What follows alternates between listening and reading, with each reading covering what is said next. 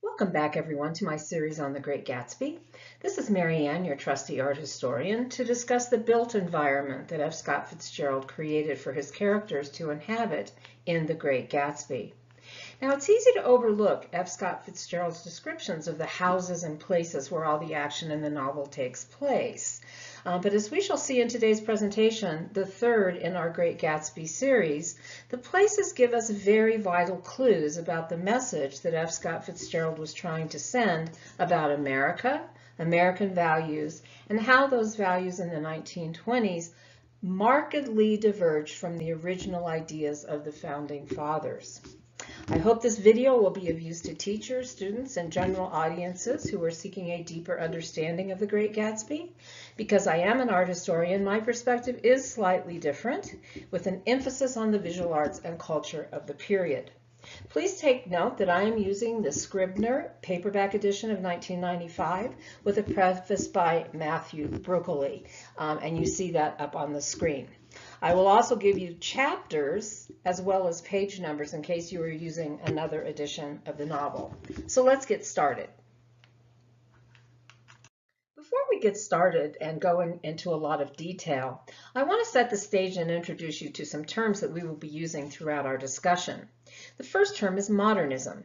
Now, in the most basic sense that we are going to use it today as we discuss architecture, modernism was a movement beginning in the late 19th and developing further in the early 20th centuries that celebrated new techniques and materials and rejected historic references to, say, Gothic or Renaissance or Rococo styles. We're going to look at modernist architecture today in the work of Frank Lloyd Wright. The other term we're going to be using is the word pastiche.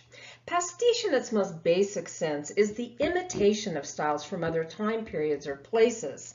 Pastiche celebrates eclecticism, the commingling of styles, ideas, and visual elements from previous eras or geographical locations. Some people see this as a negative term, a pejorative term. Others see it as the embracing of diversity. And we'll just see today how Gatsby's mansion is the ultimate pastiche, and Fitzgerald does not value that highly. I want to just point out initially here that we have been somewhat conditioned to see Gatsby's house as this incredible place. Big place full of antiques from Europe, gorgeous gardens where these fantastic parties take place. It sits on the water. It's this magical environment that Fitzgerald has described for us.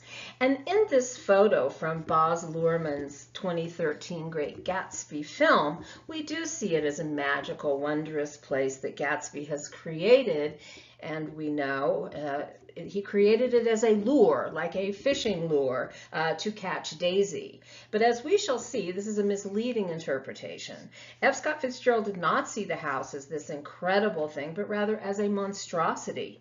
At the end of the novel, on page 188, Nick Carraway says, quote, "I went over and looked at that huge incoherent failure of a house once more," unquote. Incoherent failure is how F. Scott Fitzgerald describes the house at the end of the novel. These are not words of admiration, but of condemnation. A real home is not a spider web to attract female prey, as Gatsby had done in order to capture Daisy, and F. Scott Fitzgerald knew this.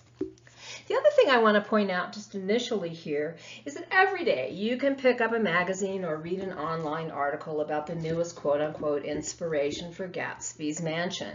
Everyone wants to claim that some big Long Island mansion or another is the one that inspired Gatsby, particularly when someone's trying to sell one of those Long Island mansions. It suddenly becomes, gee, this could have been the house or the mansion that inspired Gatsby's house. But as we learned last time about the characters, each character was inspired by one or more actual people that F. Scott Fitzgerald knew or knew about, like Tommy Hitchcock and Tom Buchanan. But then what Fitzgerald did was he transformed those individuals into characters each one of those characters being unique. And it is likely the same thing with the mansions and other locations. They are founded in some real place, but F. Scott Fitzgerald has creatively altered them to express his unique vision. So as I give you images and examples of 1920s mansions of wealthy Americans, which I'm going to do throughout this lecture, I'm choosing them to illustrate the ideas that F. Scott Fitzgerald was trying to express, not to indicate that any one of them is the sole inspiration. We don't know what the exact inspirations were, and each place is likely a conflation, a pulling together of many houses, mansions, and castles that F. Scott Fitzgerald had visited or read about. Like the characters, the places are used to express ideas and values. So in order to better understand Fitzgerald's descriptions and judgments about Gatsby's home more thoroughly, we have to look at what was happening in modern architecture in the 1920s in America. And as you can see from these two images, both of them images of homes designed by Frank Lloyd Wright, the Hollyhock House that dates from 1921, and the Roby House that was done between 1908 and 1909, so early 20th century. This is what you see. This is American modernism right here. And they don't look like a chateau in France or a hamlet in England. It's really American. It's no-nonsense architecture. These houses were built for a new emerging class of Americans who worked. They might have been well-to-do, but they were people who worked, who had jobs. And the great American middle class was emerging during this period in the 1920s. And Frank Lloyd Wright's architecture spoke to building for those people, in the American suburbs. His architecture, indeed, was called prairie style, after the American prairie that Frank Lloyd Wright admired and grew up looking at. It speaks to the broad, flat landscape of the American Midwest. It does not reference France or Europe or England or Transylvania. It's uniquely American. And it, as you can see, what does it look like? It's simple. It's clean lines. It's modern. It's the simplicity. It's the idea that form follows function. Less is more. All those adages of the modern age. Sleek, efficient, clean. It functions efficiently like a machine.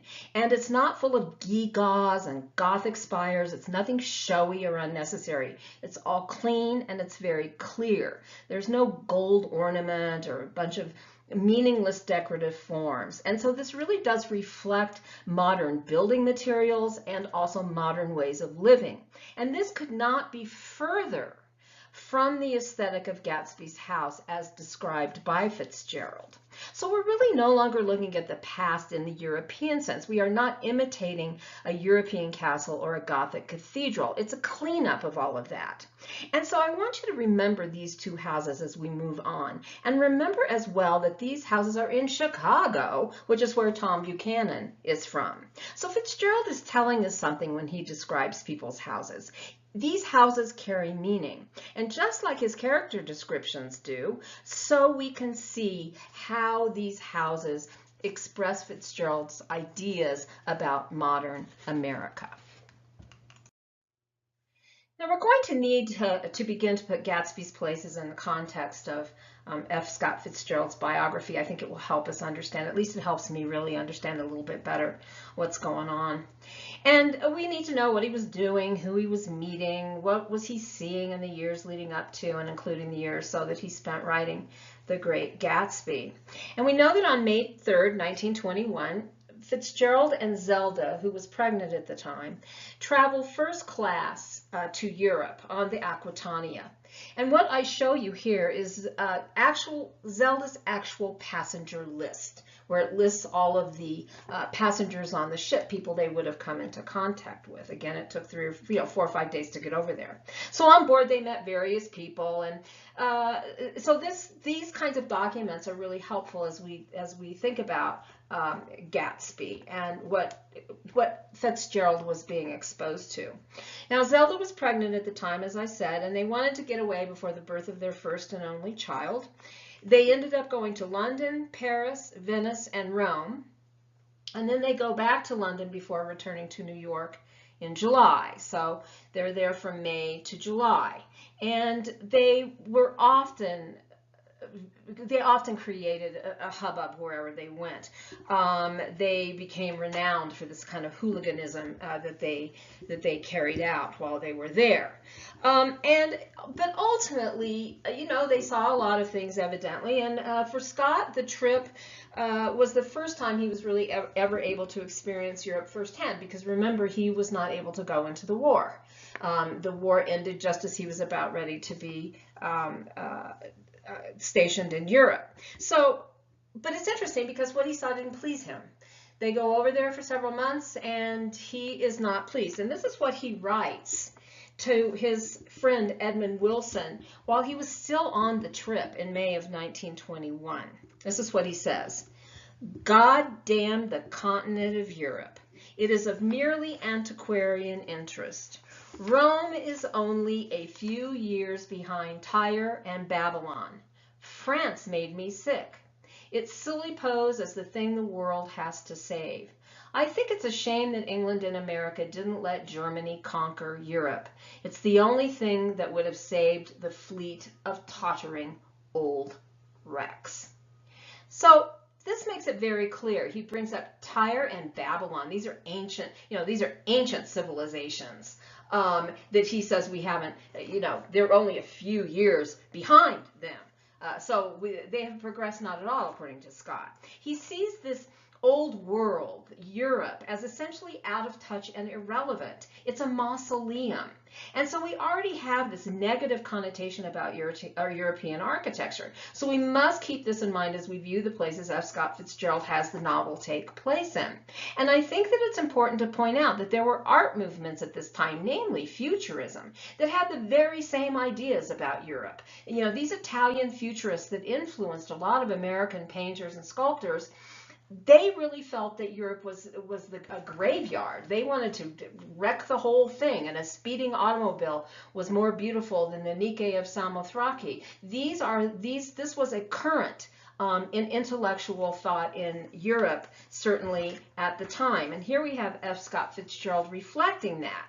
The old world, these castles, all of the civilization that they value is just over for him, as he makes clear in this letter to his friend Edmund Wilson.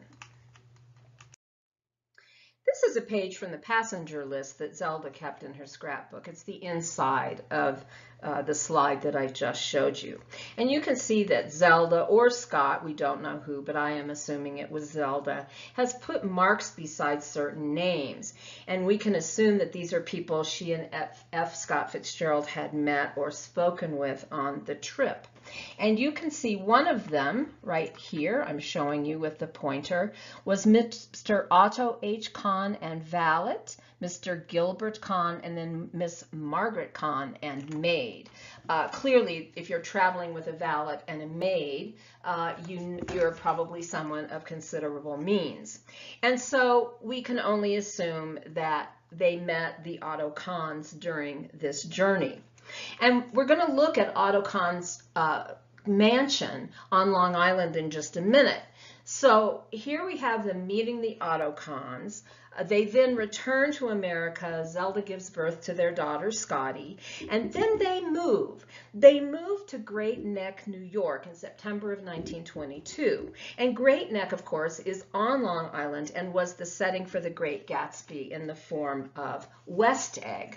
So we have this continuity between Scott Fitzgerald, people like the Otto Kahns, and then their own move to Long Island after their journey.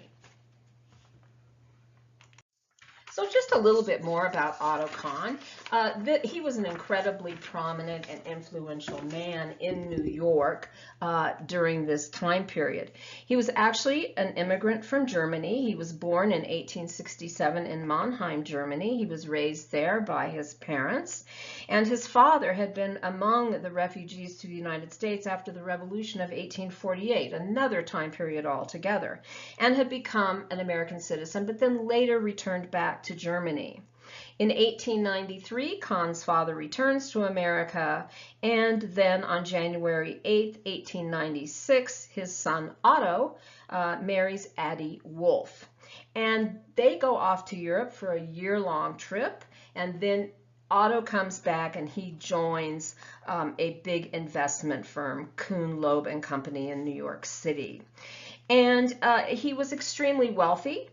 He was president and chairman of the board of directors of the Metropolitan Opera. He was vice president of the New York Philharmonic and treasurer for the American Federation of Arts.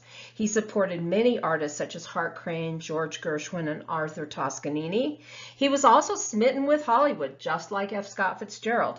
And he supported a lot of the early American film industry.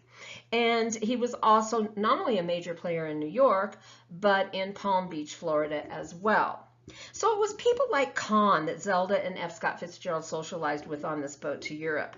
And Kahn built, and you can see here, I just want to point out, you can see who he's hanging out with. You know, he's hanging out with Douglas Fairbanks Jr., this is Otto here, and Charlie Chaplin, you know, and here he is with Caruso. He was very involved in the opera scene in New York. And you can see how well turned out he is, his top hat, the cigarette holder, incredibly sophisticated, just the kinds of people that I think Fitzgerald was thinking about when he was thinking about the scene on Long Island in the novel The Great Gatsby.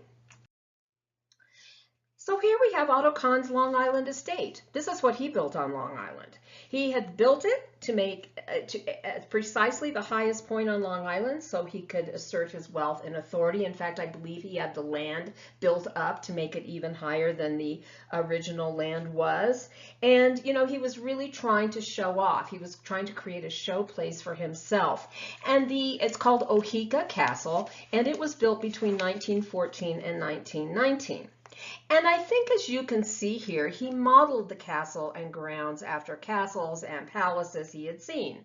Historic architecture. Remember, he spent a year in Europe going, you know, doing the Grand Tour and probably picking up antiques and going to these various show places of the European aristocracy. And when he comes, you know, back, he's going to build his castle along those lines.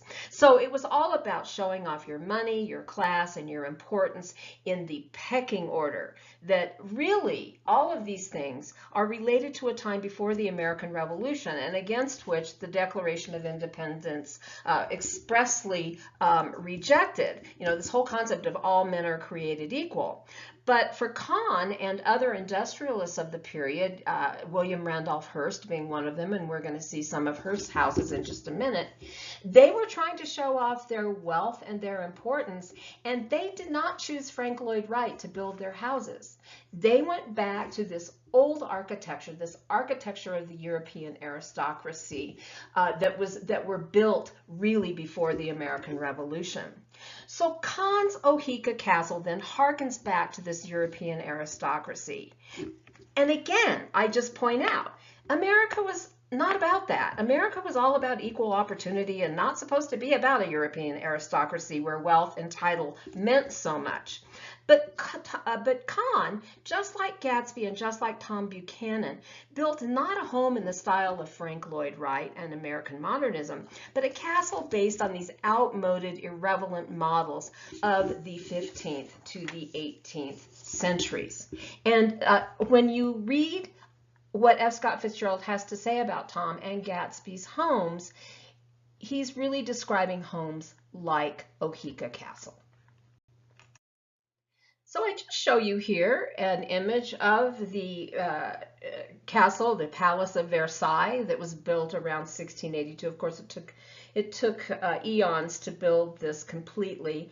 But probably when Scott and Zelda were in France during that period, he obviously was like a tourist in some places. He may have visited Versailles or one of the other great palaces in France, or the great Buckingham Palace in London. And we know, therefore, that he was aware of such castles in the European cities and the country. And so now they're on the boat with Con, and then they land in Europe for the first time, and they are visiting these, they're seeing these things firsthand. And Scott, all the while, as he wrote to Edmund Wilson during the trip, is saying to himself, this is really a bunch of garbage. These are mausoleums. You know, this really isn't what should be happening. And who do these properties belong to? Well, they belong to kings, queens, the aristocracy. They belong to a period before the French Revolution and also before the American Revolution. So these are the places built for an aristocratic class that was not supposed to be a part of the American experiment, at least for Fitzgerald, as far as Fitzgerald was concerned, and as he felt that the founding fathers probably envisioned it. America was not about having royalty in castles. It was about the land of opportunity and equal opportunity for all. So these things did not represent a positive notion for Fitzgerald. The Fitzgeralds also go to London. What do they probably see? They probably went to Buckingham Palace, which was built by King George, a Georgian palace, an 18th century relic. And it became, of course, Queen Victoria's palace in 1837. And so Georgian architecture, we call it Georgian architecture. It's named after the King Georges that ruled England. And now who did we fight during the American Revolution? We fought against the King of England, George III, who lived from 1738 to 1820. So Georgian architecture speaks to that old world that we had to fight in order to establish our own government, that government then rejected all the ideas of kings and queens of England. America was going to be different. We weren't going to have an aristocracy. It was going to be a land of opportunity and freedom. So Georgian architecture doesn't represent the best of what America was supposed to become. And one can only imagine, as F. Scott and Zelda tour Europe, and he's looking at all of these monuments to the European aristocracy, that he is taking notes, that F. Scott Fitzgerald, he is taking precise notes about what these places look like, and then he used them in his description of Tom and Gatsby's mansions.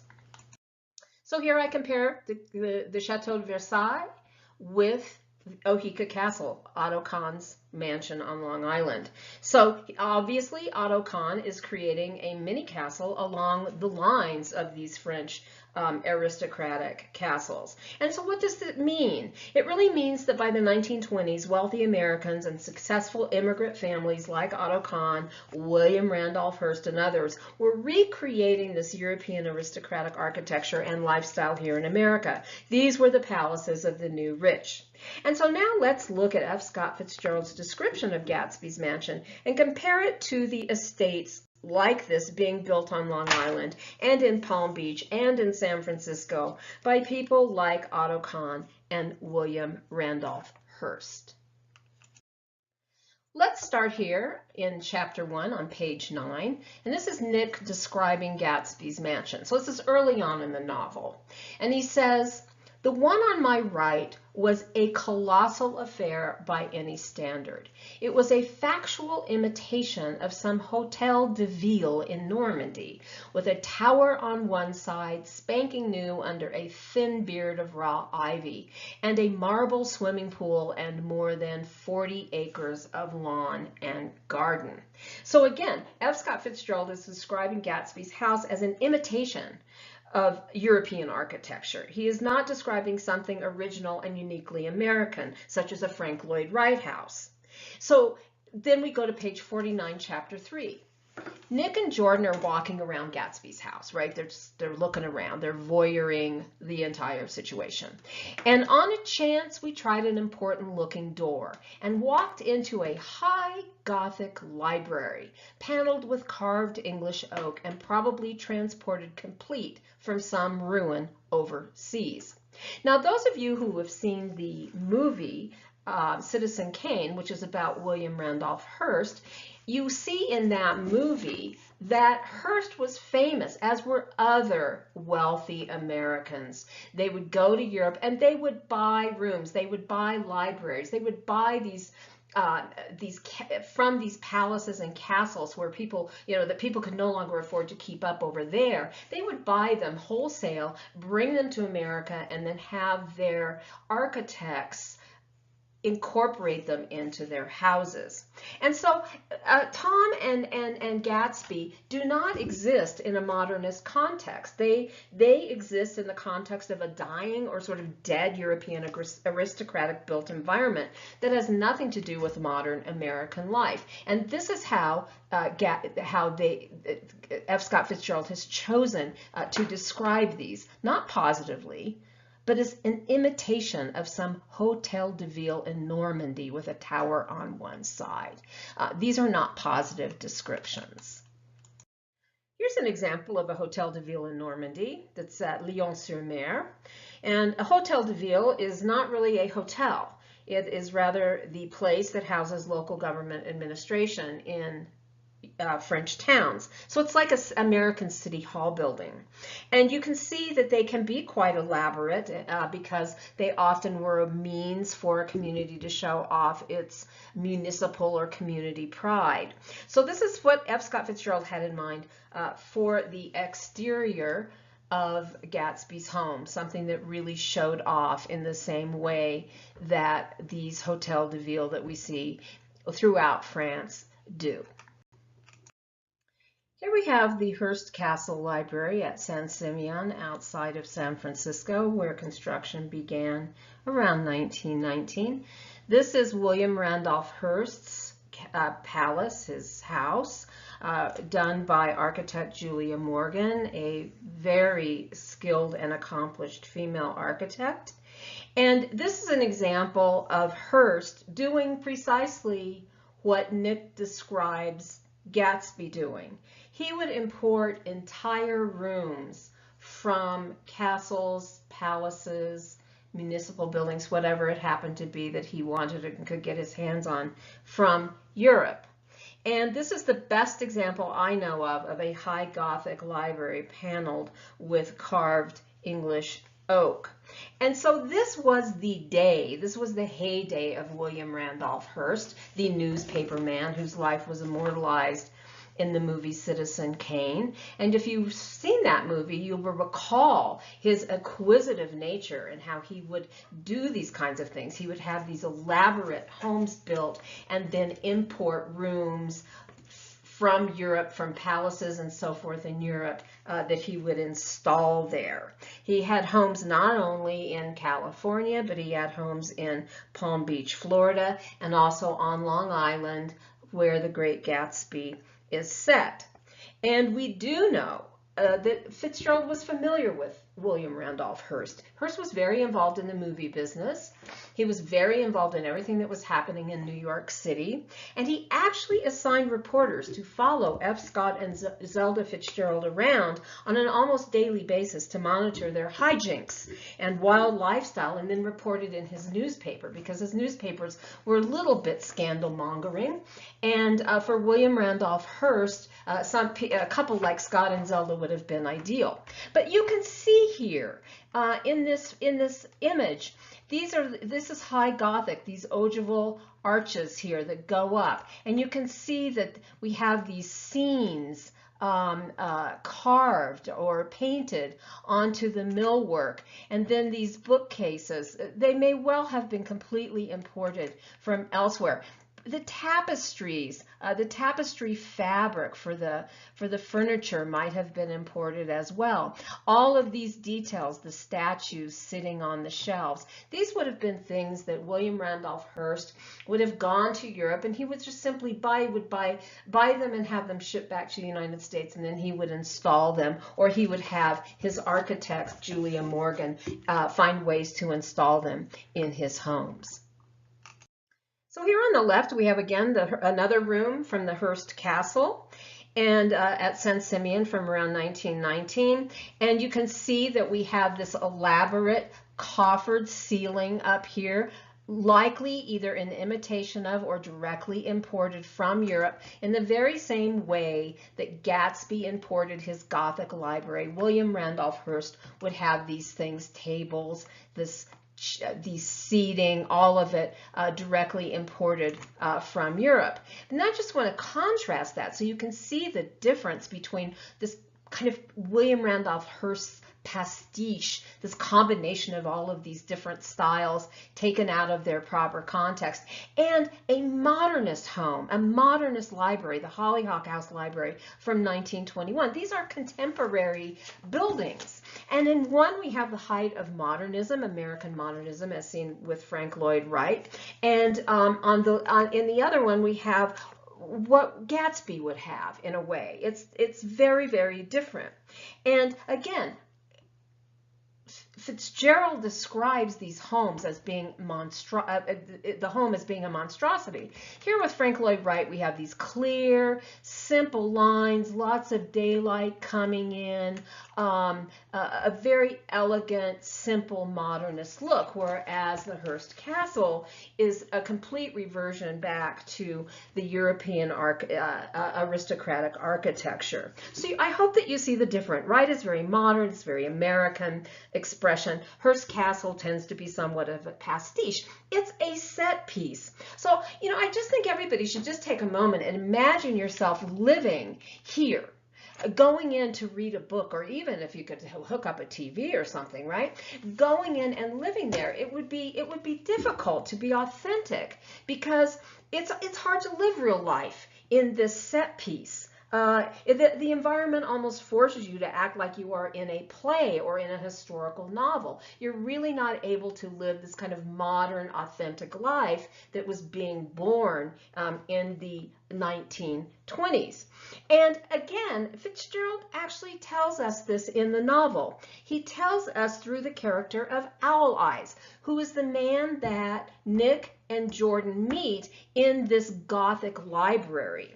And let's turn to page 50 and read what Nick says about it. Page 50, chapter 3. He says, "What do you think?" he demanded impetuously. This is Owl Eyes talking to Nick. "What do you think?" he demanded impetuously. "About what?" He waved his hands towards the bookshelves. "About that.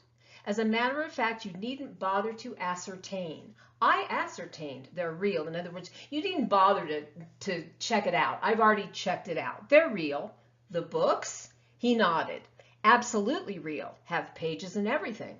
I thought they'd be a nice durable cardboard. Matter of fact, they're absolutely real. Pages and let me show you." "See," he cried triumphantly, "it's a bona fide piece of printed matter. It fooled me. This fella's a regular Belasco. It's a triumph. What thoroughness, what realism. Knew when to stop, too. Didn't cut the pages. But what do you want? What do you suspect?" So here, Owl Eyes calls Gatsby and this library a regular Belasco, a triumph. It was thoroughness. He has realism. In other words, this place that we know that was imported probably wholesale from abroad, Gatsby's gone to great care to make everyone, at least everyone who's visiting his house at his parties, believe that he really has a library and he really collects books and he really reads them. But he didn't cut the pages because in order to read a book, you actually have to cut the pages. So he calls Gatsby out on being a regular Belasco. But who's Belasco? What is that reference?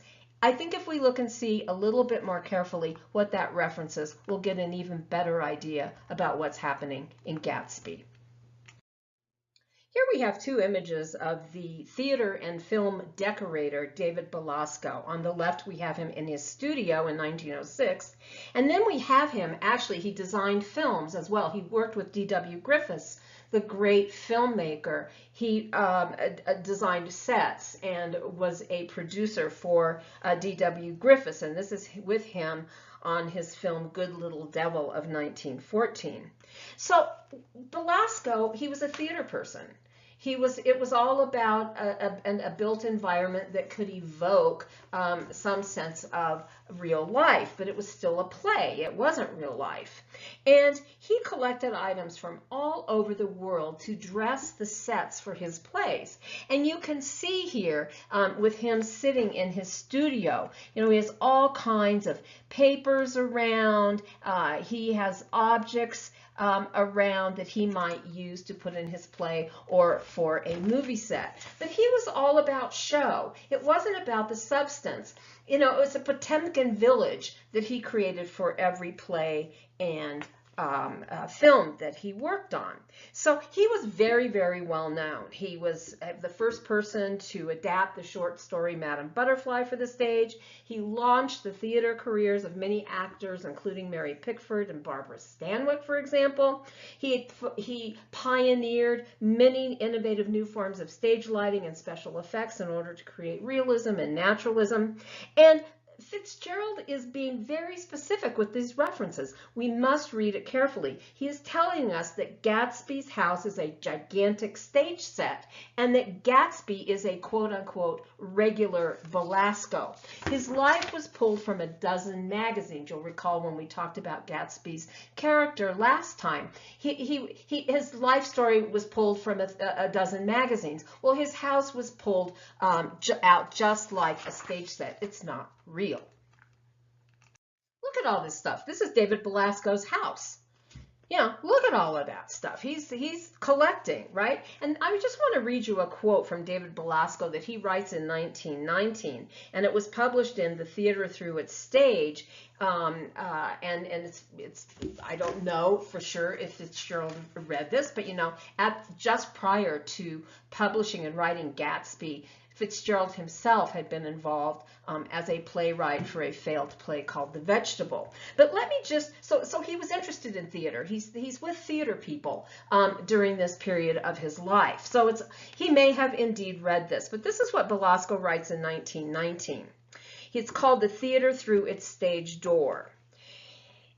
Quote, "Everything has been selected by me in advance. My explorations in search of stage equipment are really the most interesting parts of my work. I attend auction sales and haunt antique shops, hunting for the things I want. I rummage in stores in the richest as well as the poorest sections of New York. Many of the properties must be especially made, and it has even happened that I have been compelled to send agents abroad to find exactly the things I need. For instance, I sent an agent to Bath, England to buy all the principal properties for Sweet Kitty Bellairs. It was necessary also to send to Paris to obtain many of the objects which fitted into the period of Du Barry. I purchased the old Dutch furniture I used in The Return of Peter Grimm fully 2 years before I had to put the finishing touches on the writing of that play, and most of the Oriental paraphernalia of The Darling of the Gods I imported direct from Japan." So Gatsby is a regular Belasco. He's got a stage set. This is not a real house. This is a house, as I said before, that has been staged to lure Daisy in. And he is creating it, and he is telling us that he has created this house just like a stage set. So it's not real. It's all surface, just as Gatsby's life story is all surface. And so the house mirrors Gatsby's character and contributes to the evocation of who Gatsby is and what he's all about by F. Scott Fitzgerald. What's interesting, however, is that even though Owl Eyes tells us that Gatsby is a regular Belasco and he's got these realistic set pieces as his house to lure Daisy in, it really does all go wrong. He really wasn't a perfect Belasco. In fact, he failed. And we learn about how it fails in chapter 6. Because this is the day that Tom Buchanan and some of his friends wander over to Gatsby's house on horseback. They show up, this is in chapter 6, and on page 107, Nick describes the scene. They were a party of 3 on horseback. Tom and a man named Sloane and a pretty woman in a brown riding habit who had been there previously. She had been at one of Gatsby's parties, right? Quote, "I'm delighted to see you," said Gatsby, standing on his porch. "I'm delighted that you dropped in." And then Nick thinks to himself, as though they cared. Nick understands that these people are it's probably not a complete accident that they have, quote unquote, just stopped by. And Gatsby is delighted to see them, but they're really probably not that delighted to see him, as though they cared whether Gatsby was delighted or not. Then they invite Gatsby. The woman kind of comes into Gatsby's house and she gets drunk and she invites him to a dinner that they're going to that night.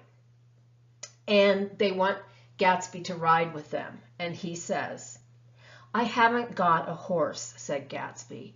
"I used to ride in the army, but I've never bought a horse. I'll have to follow you in my car. Excuse me for just a moment." This is where we realize that Gatsby was really not a very good Belasco, because he was setting up this whole deal, the house, the parties, the furnishings, all of this stuff mimicking European aristocracy to impress Daisy, to lure Daisy in. But he forgot a main prop of the upper wealthy class society that he was trying to adapt or adopt to lure Daisy in. He forgot the horses.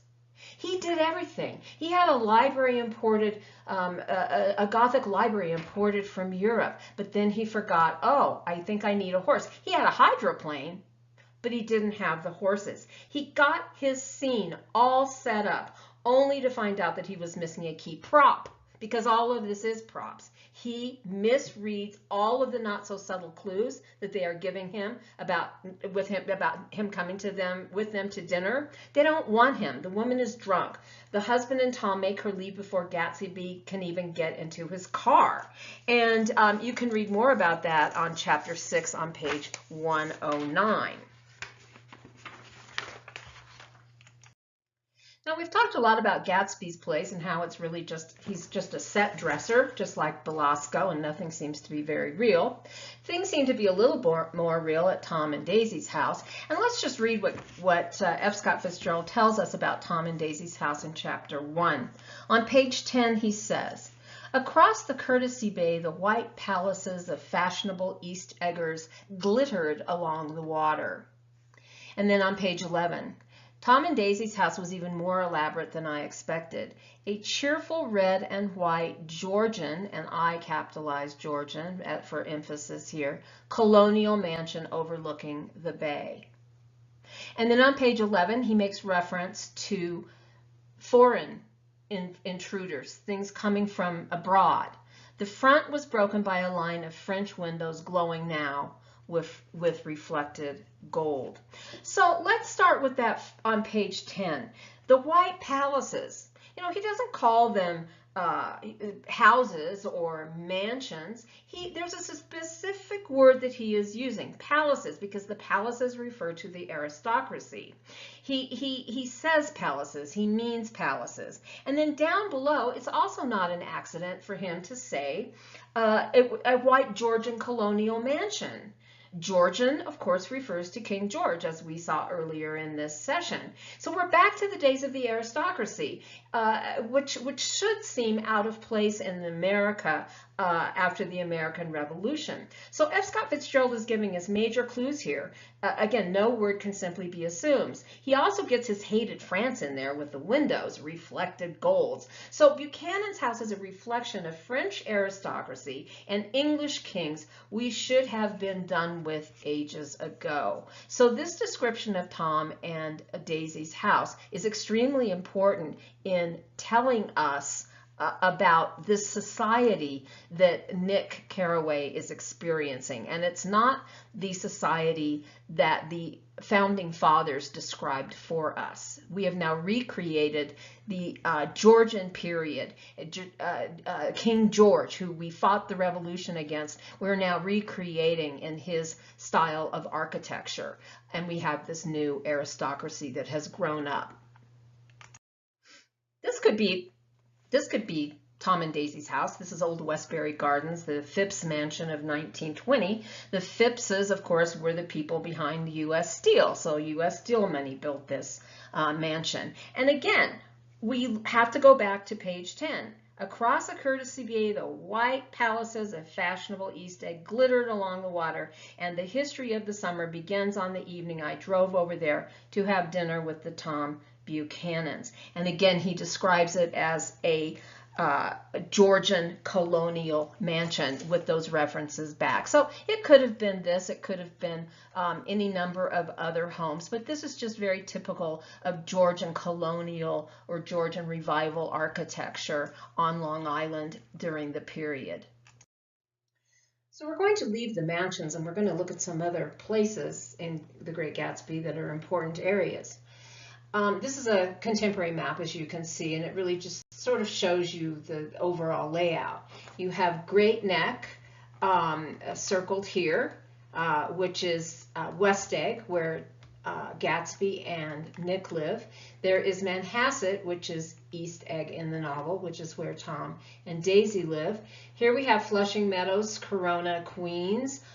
This is where Wilson and Myrtle live.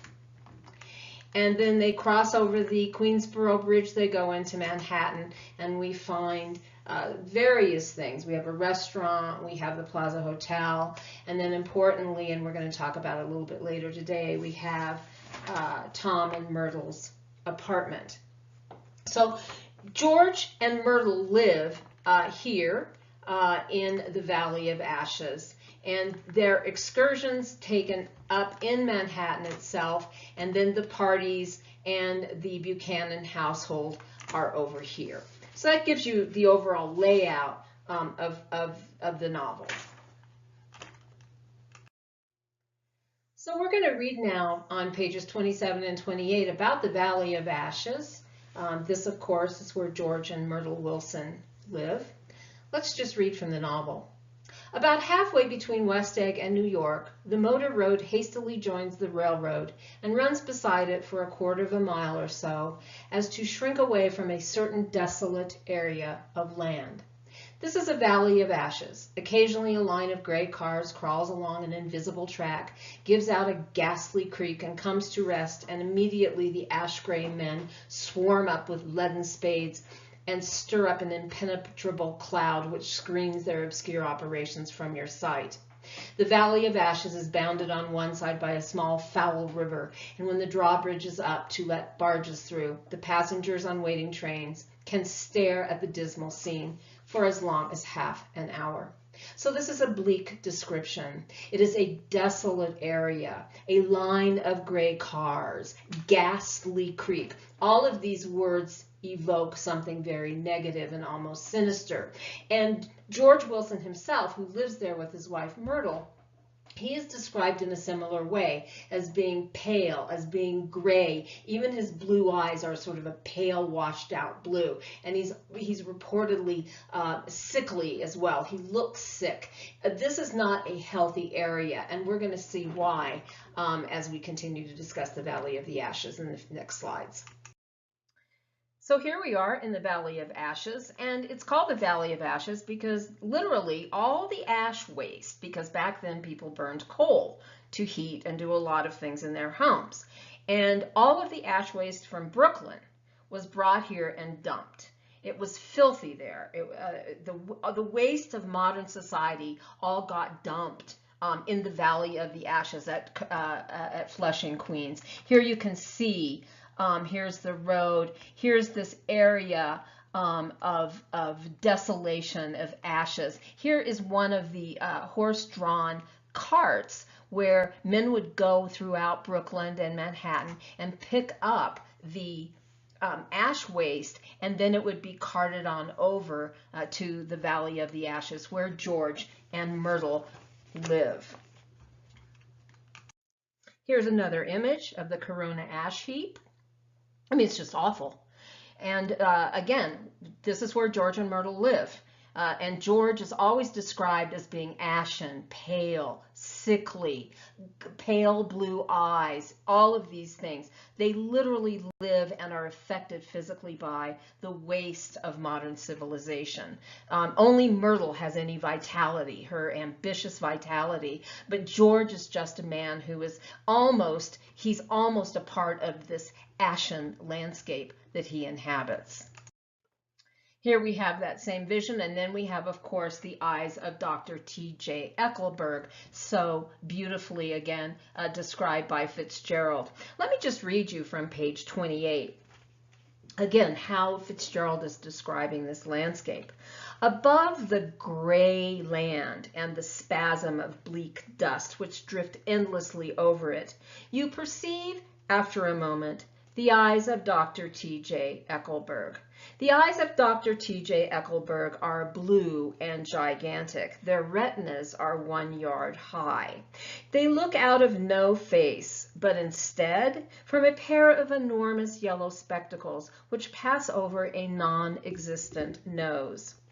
Evidently some wild wag of an oculist set them there to fatten his practice in the borough of Queens, and then sank down himself into eternal blindness, or forgot them and moved away. But his eyes, dimmed by a little by many paintless days under sun and rain, brood on over the solemn dumping ground. So this is a solemn dumping ground. It's like a graveyard of civilization, only overseen by these eyes of Dr. T.J. Eckelberg. And one scholar has pointed out that the TJ stands for Thomas Jefferson, who imagined America as this beautiful agrarian society and who wrote that all men are created equally. And then Ecclesburg in German, if you go back to that original German, Eckel means disgusting or repugnant. In other words, the very opposite, I think, of the society that Thomas Jefferson imagined. I just wanted to show you this image as well, because here you can see West Egg, here you can see East Egg, and then you can see the Long Island Railroad that Nick takes with Tom Buchanan as they go off first to meet Myrtle, and then to go on into Manhattan to Tom and Myrtle's apartment, their little love nest. Here is the Queensboro Bridge right here. So you can really see where the Valley of the Ashes is, where Manhattan sits. Here's the railroad that goes along. I just wanted to point that out for everybody. Here's another lay of the land type image done by John Held for the New Yorker in 1927. And I just want to point out for you, so this would be, this here would be West Egg, this would be East Egg, and this is where F. Scott Fitzgerald lived. And this is where the other people from, you know, the swankier parts of town lived. But you can really see how this kind of plays out, and how close the Fitzgerald really did live to the sound, and how this is where he gets his descriptions of the places in the novel. And here's the Fitzgerald's house from the novel. They lived there again in Great Neck and West Eggs, and some of the additions I believe were added later, but it was essentially just a bungalow. And it was located at 6 Gateway Drive, and it was a pleasant house. It was a modest house, and Zelda called it their nifty little Babbitt home. And Babbitt, of course, is the book by Upton Sinclair that explores the life of a middle-class realtor named Babbitt. It was published in 1922, and the novel basically talks about the toxic effects of social climbing. But again, this is where Fitzgerald and Zelda lived during their time in Great Neck. Now on page 132 of the novel, it states, at 158th Street, the cab stopped at one slice in a long white cake of apartment houses. Here are those apartments, and let's just talk about how Scott Fitzgerald describes the interior of Tom and Myrtle's love nest in Manhattan. You'll recall it's on the top floor of the apartment house, and he describes it in a way that is almost claustrophobic. It's so full of oversized furniture, and it's a confusion in a way, but we're going to get very specific about what is in that apartment in the next couple of slides. So here's Nick's description of Tom and Myrtle's apartment in Manhattan. Quote, "The living room was crowded to the doors with a set of tapestried furniture entirely too large for it, so that to move about was to stumble continually over scenes of ladies swinging in the gardens of Versailles. Several old copies of Town Tattle lay on the table, together with a copy of Simon Called Peter, and some of the small scandal magazines of Broadway." So let's just take a look at that. I'm going to start with the novel Simon Called Peter, and I show you an image of one of the covers, Simon Called Peter. Scott Fitzgerald described this book as being absolutely disgusting. He thought it was just a terrible book. And it's a novel by Robert Kibble, which was really a bestseller in 1921. It was fabulously popular. And the title is a reference to Simon Peter, the apostle and the first pope of the Catholic Church. And so it's the tale, the book is a tale of a priest named Peter Graham who has an affair in wartime France with a nurse named Julie. The title character almost abandons his faith for love, but experiences a direct revelation of Christ while watching a Catholic Mass and is given up by his lover, who sees his sincerity. The book was controversial at its introduction due to the sexual and religious content. And it was so in this apartment, Scott Fitzgerald is not giving us lovely things. He's giving us things that we know that he personally disapproved of, and that scandal magazines, the Town Tattler. These are the kinds of things that we find in Myrtle and Tom's love nest.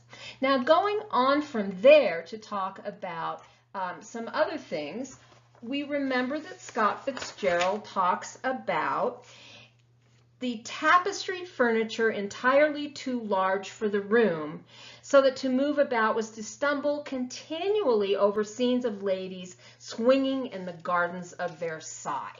So here is an example of a toile fabric, not a tapestry, but a toile fabric. It's a contemporary fabric. You can go out and buy this stuff in the store. Just go online and look for French toile, and you will undoubtedly find images of women swinging in what Scott Fitzgerald calls the gardens of Versailles. Well, we saw earlier on today the gardens of Versailles, again, Myrtle is aspiring towards the European aristocracy. In the same way that Gatsby thinks if he has a house with all that stuff in it, he'll attract Daisy. Well, Myrtle is furnishing this apartment with these, again, allusions to the upper classes, to the aristocracy that she aspires to.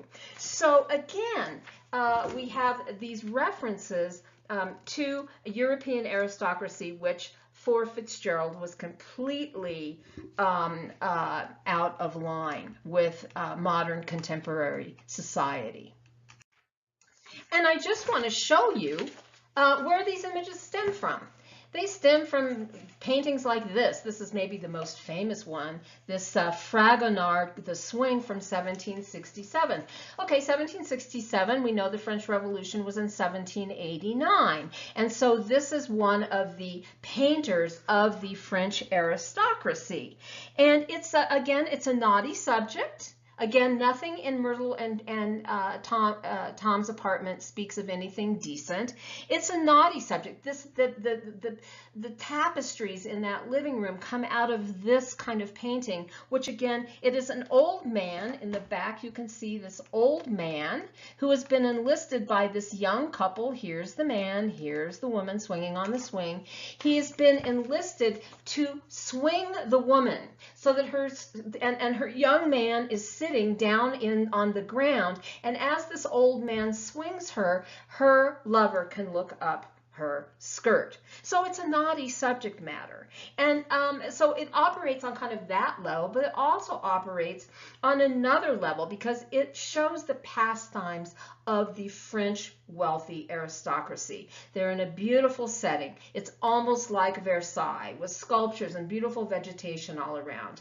And what kind of a lifestyle did the aristocracy lead during this period? Well, they kind of led the same kind of lifestyle that Tom and Daisy lead. They don't do very much. They kind of amble around with their horses and their parties. They don't really do a whole lot.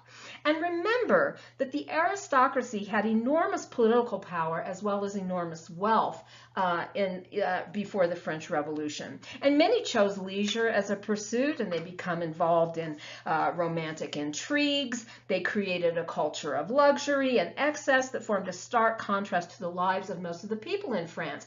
And for F. Scott Fitzgerald, this very same thing was now playing itself out in the United States. So we just have to say this again to conclude.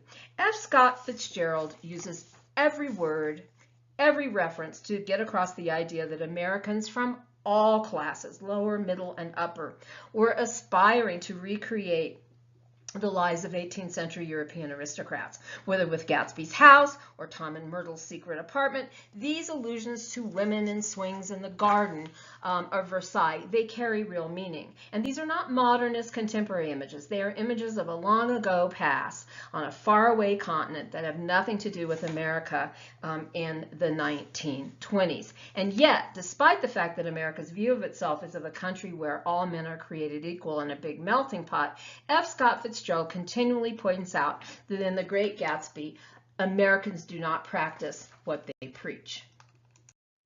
This is our final slide for the day. Thank you for hanging there with me. These two slides get to the heart of the matter we've been discussing today. On the left, we have a modernist architect, Frank Lloyd Wright, the Hollyhock House from 1921. This is a living room. Then we have Julia Morgan, who was William Randolph Hearst's architect at the Hearst Castle, San Simeon, from around 1919. These two slides tell you everything you need to know. Wealthy Americans were imitating European aristocracy. And looking back, while we can admire the sheer ambition and craftsmanship, we now can see very clearly what F. Scott Fitzgerald saw. It's not American, and it's fake. It is not authentic. And Gatsby and Tom and Myrtle were also aspiring to be like Hearst. And it was not real. It is a bad imitation and inherently speaks to a falseness that Fitzgerald saw in American life. I think if you compare these two slides, you see the sleek simplicity of American modernism. We have these beautiful Japanese screens around, but the rest of the decor is clear and simple, lots of light coming in. What do we have here in the Hearst Castle? Obviously, these paintings either have been recreated or wholesale imported to the castle. We've got all of these gewgaws and crazy things all around this molding. It's all an aspiration towards something that is not uniquely and authentically American. And this is what Gatsby and what Fitzgerald are trying to express through the built environment. Now, I hope you enjoyed and got some new perspectives in this video section. Next time, we're going to discuss Fitzgerald and the Lost Generation in Paris. We're going to talk about the Murphys. We're going to talk about some other things that are relevant to that. And because F. Scott Fitzgerald wrote so much of the novel in France in 1924 and was affected by that expatriate group that he hung out with there, I think you're going to find it really interesting. I'm going to bring in some things that you've maybe never considered before in terms of The Great Gatsby. So stay tuned for that, and please like and subscribe to my channel to make sure you get all my updates. Thanks again for hanging in.